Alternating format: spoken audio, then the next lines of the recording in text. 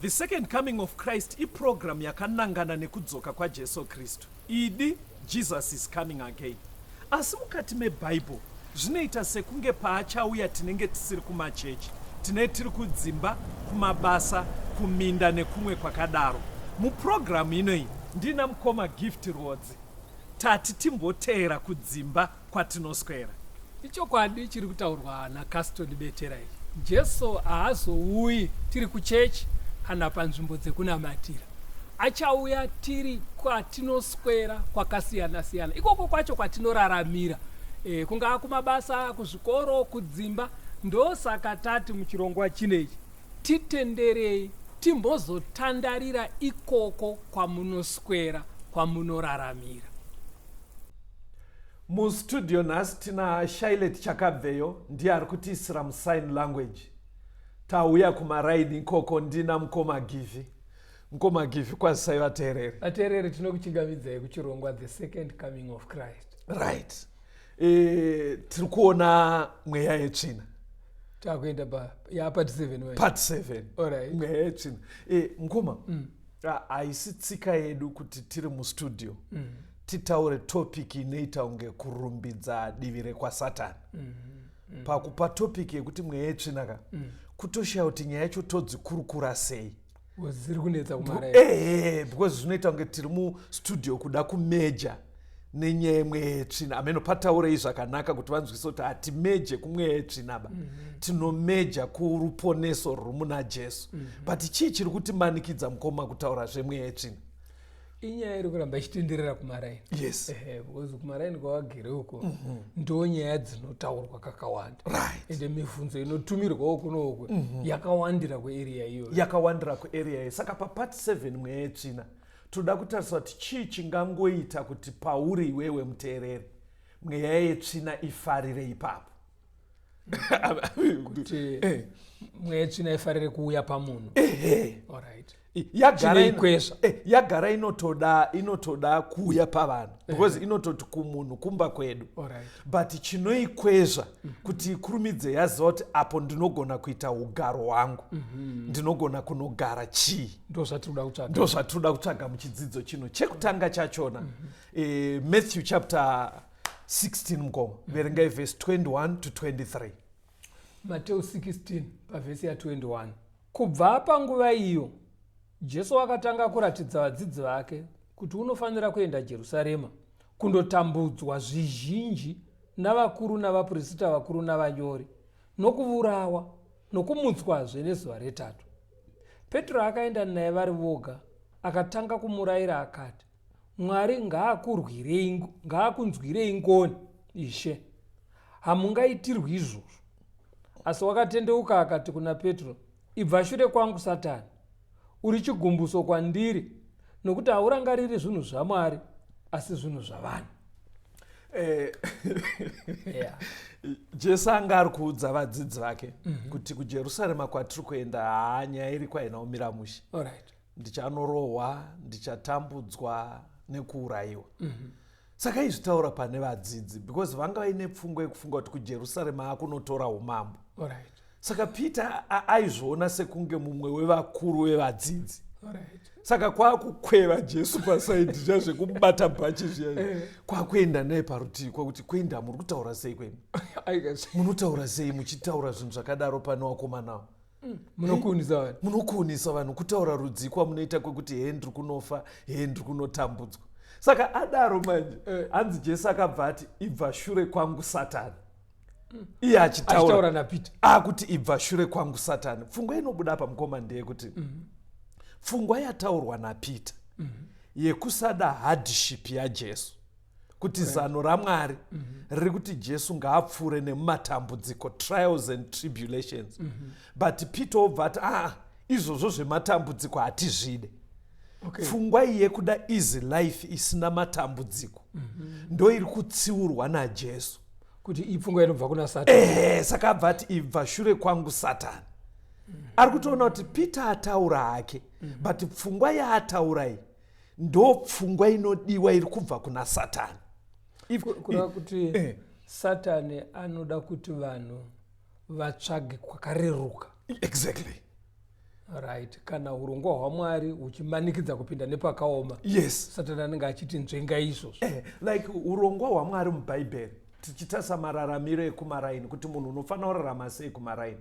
Urongwa hwaMwari hunoti 6 days munhu ngaashande. Alright. Kutobuda dikita uchadya cheziya. Okay. Ndo zviri mubhaibheri. Rototi futi ruoko runobata neunyope munhu iye achava murombo. Parotodiwa hard work uchishanda uchidaro.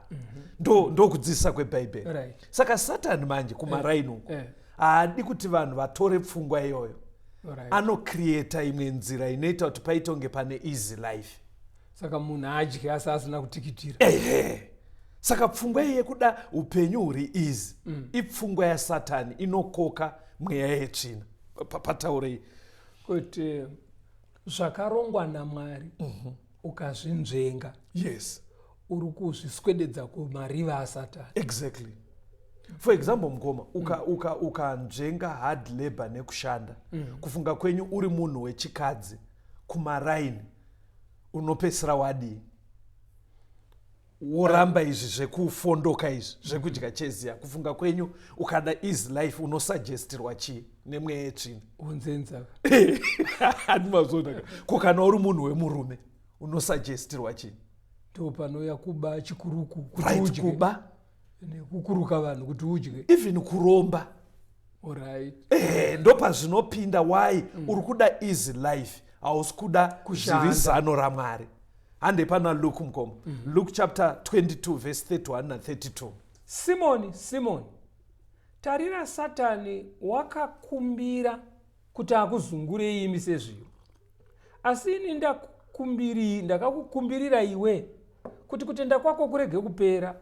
Iwe kana watendeuka usimbise hama dzako. Saka kuti tibatanidze ibude zvakanaka mukunzwa kunzi ari kuramba itaura kunzi Satani. Kuya kuyambonzi Satani ibva shure kwangu.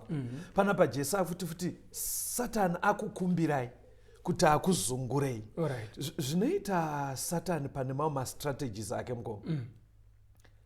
Anocreata upenyu hunorwadza. Right. Kana kuti situation inorwadza. Handitika? Yekuti ukasashinga nesimba raunopiwa naMwari anoziva kuti kana warwadziwa uko obva akugadzirira imwe rodhi yakareruka sterei anokuvhurira dhoo rakareruka.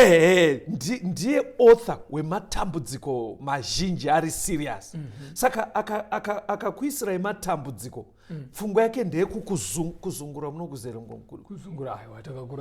kupepeta kudii murusero because pane kusheka ari kuziva kuti apa munhu anorwadziwa bedzi.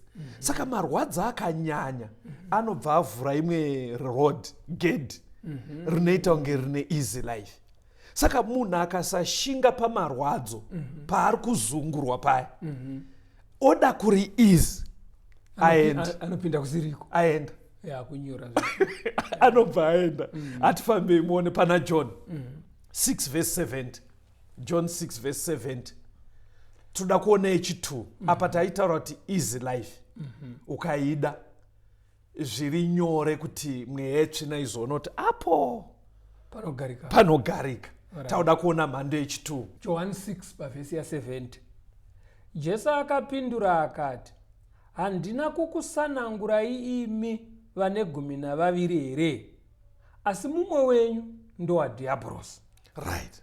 Vadzidzi 12 vari kutaurwa zvikanzi muri 12 kudaro ndakakuchuzai muri 12 but muri kumboziva kuti pakati penyu 1 ndewadhiabhorosi. Sei Jesu akutoona kuti pana Judas mweya yetsvina iri kutambirapo. Toda kuti tione kuti sei ari 1. Ari kubva atonzi uyu tinaye hedu asi ndewekusaidhi remweya yetsvina. Sei ari kunzarwa pana John chapter 12 verengai verse 4 to 6. John 12 pavhesi ya4. Yes. Ipapo mumwe wavadzidzi vake Judas Iscariot wakanga achazomupandukira akati, mafutawo akaregereiko kutengeswa namadhinari 300 akapiwa varombo? Asi haana kureva izvozvo kuri kuti wakarangarira varombo, asi nokuti waiva mbavha waigara nechikwama achisiba zvaiiswamo. Saka padirwa mafuta paya achizodza Jesu hanzi Judas aivemo murumu aine boys vamwe vadzidzi zvikanzi this is wastage kuzodzwa kwaitwa Jesu vakomana munombozva kuti anoita mari mafuta iwayo do you know kuti price yemafuta ayo taigona kuitengesa mari totopa varombo kana kusponsa mamwe maprogram evhangeri this is wastage pamaindi chete uchikuteerera dzaitaura mapoints zvikanzi but nebhaibheri manzwa irati Judas Iscariot akanga achazomupandukira anga asati amupandukira but pfungwa iri kutenderera maari yairatidza kuti future yacho mweya yetsvina ichahwina hanzi reason ndeye paakataura zvekutengesa kwemafuta ndimaverenga semunhu aigara nechikwama hanzi aiitira kupota kuti awa iye kubayiwande pamuri kuti kugara nechikwama ka isai mulanguage ndianga ari treasure very good isai mulanguage anasi ndiye aine treasure pagrupu ravo saka aitira kuti mari yese itange yambouya kwaari hanzi because iye aisipota achiba saka chechi 2 chinogona kuita kuti ugare watoonekwa unzi uri wadiabros kana kuti mweya yetsvina ichakuhwina kuda mari zvakanyanyisa love of money ndosaka muri kuona Jesu ari kuti muri 12 venyu asi mumwe ndewadiabros saka mari yagara tinoida muupenyu yes saka apa pfungwa yenyu iri pakadiro kacho kadiro kemari kokuti chero waiwana nenzira dzisiridzo as long as waibata sepapa muri kuona kuti ada kuiwana nenzira isiriyo kuti chipo chiri kupiwa mumwe munhu wonzi ari kumupirei chipo icho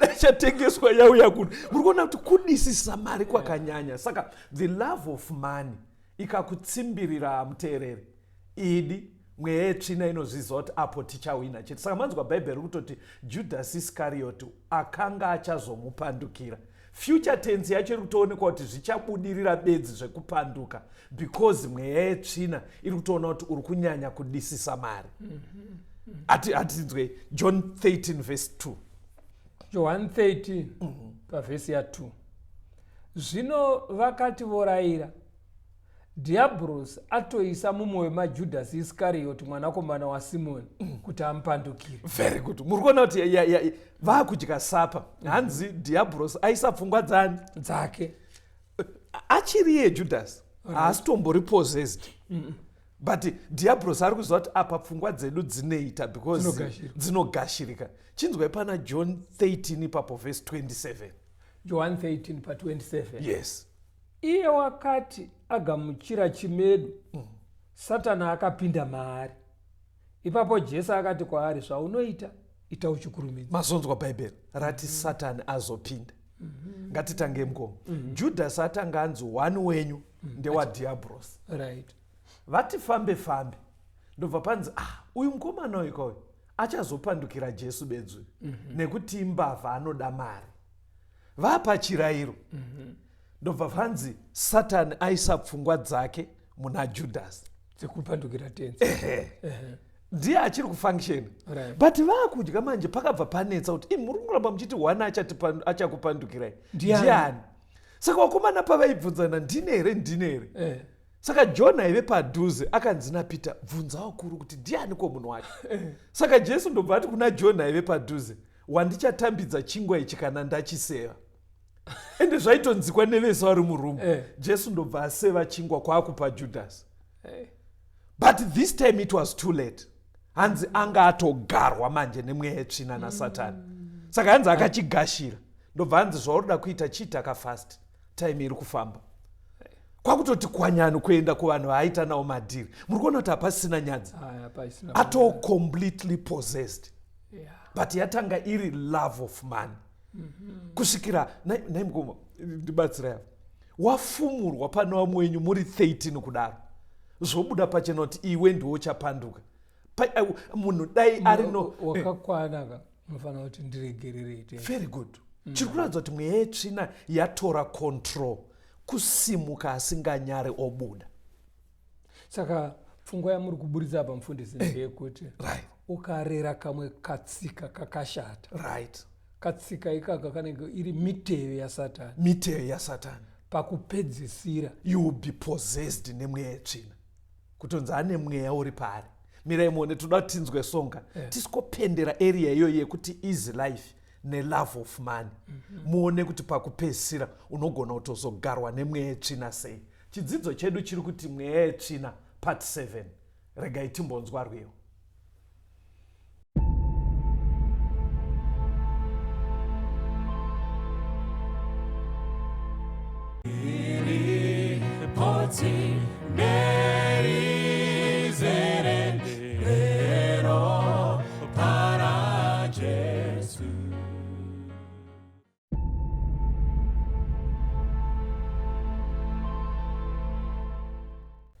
Chidzidzo chedu chiri kuti mweya yetsvina part 7. Mukoma, pane 2 points dzataratidza kuti miteyo yaSatani. Ndedzipi? Kuda upenyu hwakareruka usina pakaoma kana Mwari achiti muchadya cheziya iwe uda kudya ugere. Imwe yacho kudisa mari zvakadaro zvekuti munhu asisina hanya kuti ndaiwana sei.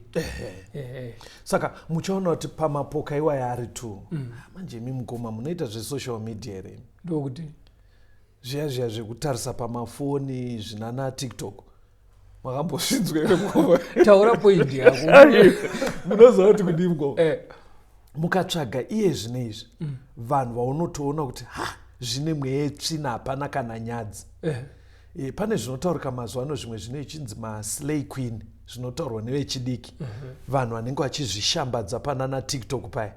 Ukatarisa mhando iyoyo chinoita kuti apedzisire vanhu makuwirirana kuti zvine mweya yetsvina mega muchingoona vanoda easy life and love of money. Zvinhu izvozvo izvo unopedzisira wakuita zvese zvese. Plus pane imwe nguva iko kunana Southern Africa pakamboita mbiri yekunzi vanhu vari kuwana motikari kana ukazvibvisa mamwe maorgans ako. Ameno makambonzwa nyaya idzodzo?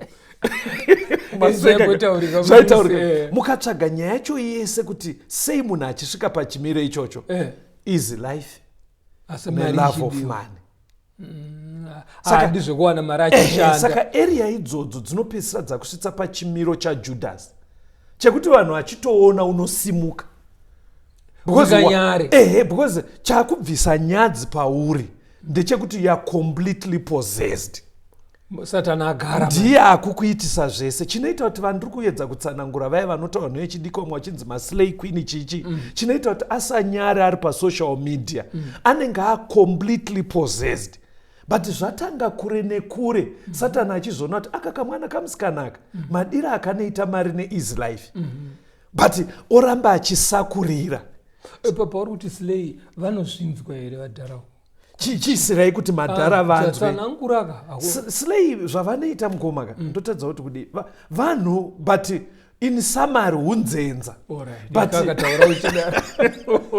But zvavanenge vachiita vanogona kubuda vakashama pamasaisai epasocial media zvekuti ari normal mwana watakarera tichiendesa kuchikoro unonyara haudaro.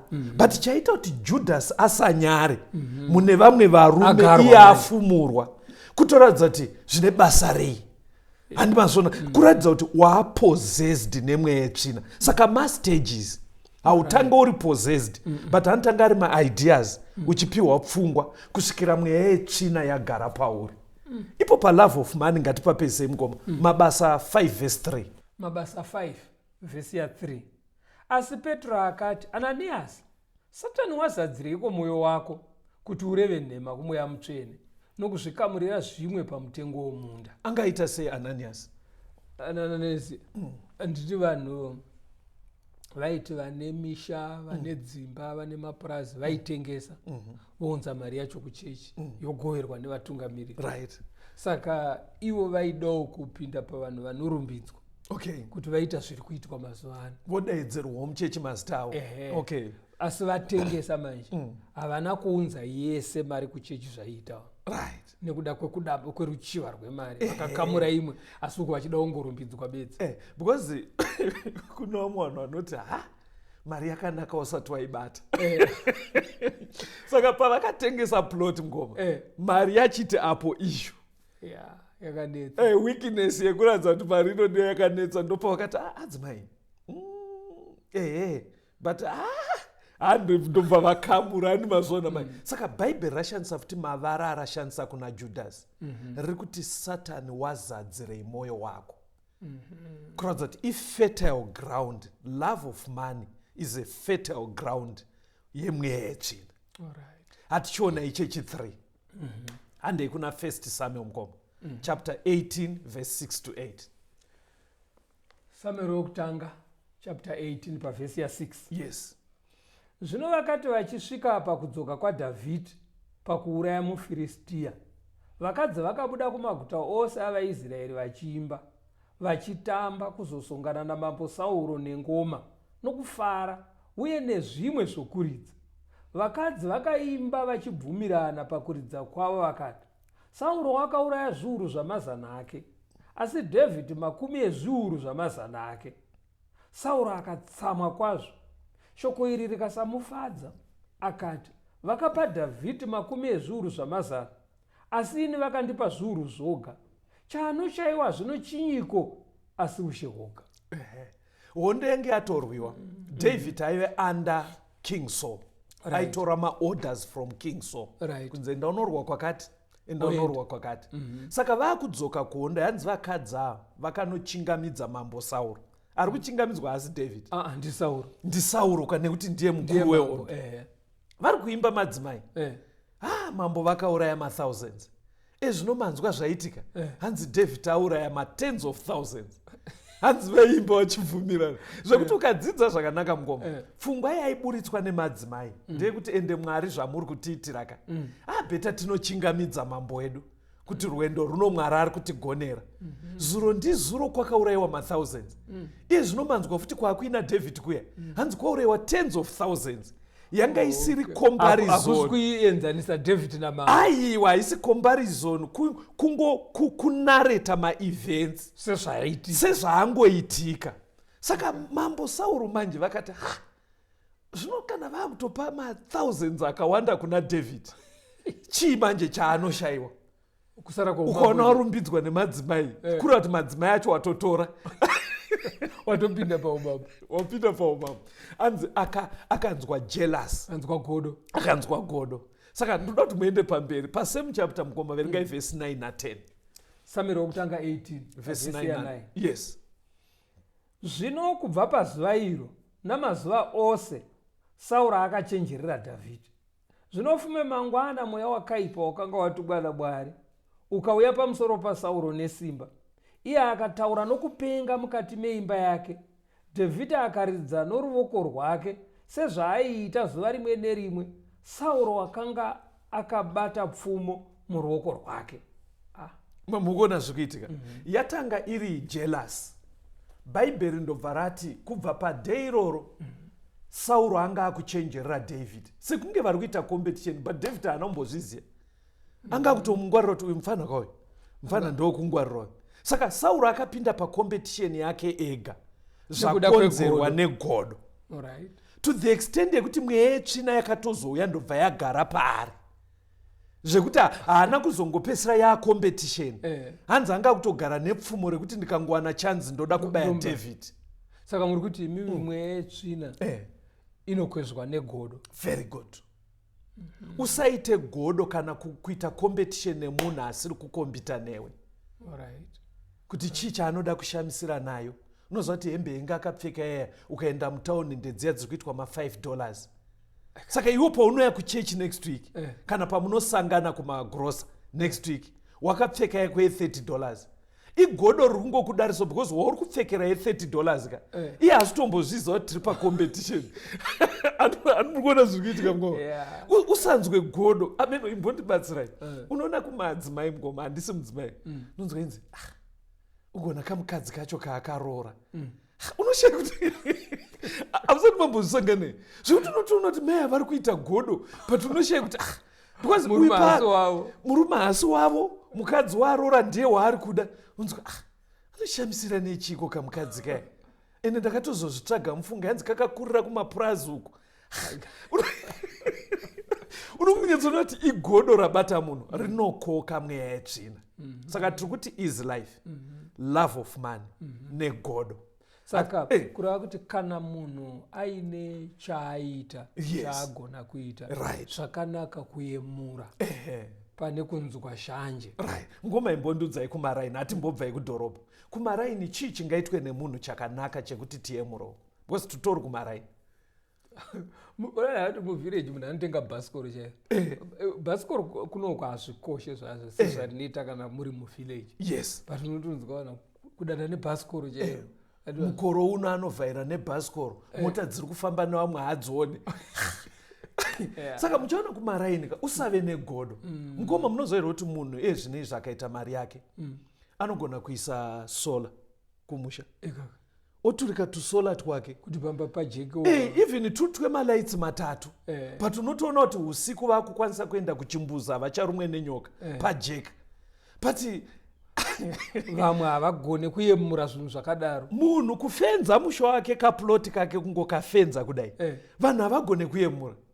Saka godo parinotangira mukoma pakusatoenda uchinoona afenza. Chiri kukutadzisa kuenda chii? Kugonoti ende magona, amone magona mbudzi manje. Hamuchanetseke nembudzi apa. Madzivarira. Saka muri kuti imimi kusayemura zvakanaka zviri kuitwa nevamwe. Yes. Kurerekera kuna Satani. Yes. Zvinomurerukira kuuya pauri. Even kumadhorobha ngoma. Ini ndikatenga stand yangu. Amunozva kuti kana tiri kumadhorobha kune language inoshandiswa yekunzi kumadheodheo. Neimwe language inoshandiswa yekunzi kujecha kana kwakadaro. Even ndatenga stand yangu kwamunogona kuti kujecha kusiri kumadheodheo. Ndawana ka 4,000 kangu ndo price yacho. Whether ingeita 6,000 ndikatenga. Nai pane chakaipa rongonzi magona mufunge. Moita mbichana muchiunganidza mari.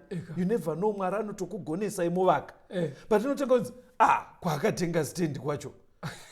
Paumana godo area yekuti mweya yetsvina inozva kuti unoshandika newe. Saka muri kuona Sauro pakupedzisira ari kutozova completely possessed nemweya yetsvina. Inzwai pana 1 Samuel chapter 19 verse 7 to 10.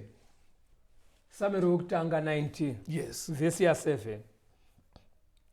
Zvino Jonathan akadana Dhavhidhi. Jonathan akamuzivisa zvinhu izvo zvose. Jonathan akaenda naDhavhidhi kuna Sauro akagara pamberi pake sapakutanga. Zvino kurwa kukavapozve. Dhavhidhi akabuda kundorwa navaFiristia akavauraya nokuuraya kukuru, vakatiza pamberi pake. Mweya wakaipa wakanga watumwa naJehovha wakauya pamusoro paSauro agere mumba make aine pfumo rake muruoko rwake. Dhavhidhi akaridza noruoko rwake. Sauro akaidza kubayira Dhavhidhi pamadziro nepfumo. Dhavhidhi akatiza akapukunyuka usiku ihwohwo. Hanimugona kuti inyaya yegodo. Saka asi mukoma tsimbidzirai pamukoma kuti unotozopedzisira wapossessed. Saka vateereri batai pfungwa iri kubuda panapa yekuti godo ukarisakurira rinokwezva mweya yakaipa.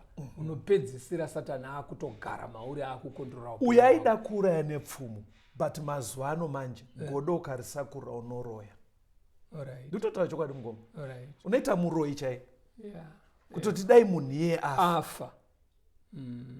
Ndosaka muchinzwa mumwe wachinzi tigona akaigara imba iyoyo. Mukona kuti zvatanga riri godo. Kusada kuti umwe aite zviri nani pane zvauinazvo. But toda kutenda Mwari zvinokundika zvese. Easy life kuda mari stereki negodo. Verengai mavhesa yamukoma akatedzana 1 John 2 verse 13 na 14. Mobva mazoverenga 1 John 5 verse 18. 1 John 2 verse 13. Verse 13. Yes. Ndinokunyorerai madzibaba nokuti munoziva iye wakanga aripo kubva pakutanga. Ndinokunyorerai majaya nokuti makakunda wakaipa. Thank you. Makakunda wakaipa. 1 John 5 verse 18. Mweya yakaipa inokundika, right? Verse 18. John wokutanga 5 pa verse ya 18. Tinoziva kuti mumwe nomumwe wakaberekwa naMwari haaiti zvivi. Asi wakaberekwa naMwari unochengetwa naye. Wakaipa haangamubati. Wakaipa mweya yetsvina haibate munhu akaberekwa muna Mwari. Hatizivei shoko raMwari. Kuberekwa muna Mwari kubhabhatidzwa. Hanzi munhu akadaro haaramba ine maweakness ekuda easy life, love of money kana kuva negodo. Toapa phone number nditi. Phone number dzedu kuti mupinde muzvirongwa zvatinokutumirai malink paWhatsApp dzinoti 0717 091 615 0717 091 615 kana kuti 0775 909095 0775 909095. Ngatisanganei zvakare pachirongwa The Second Coming of Christ.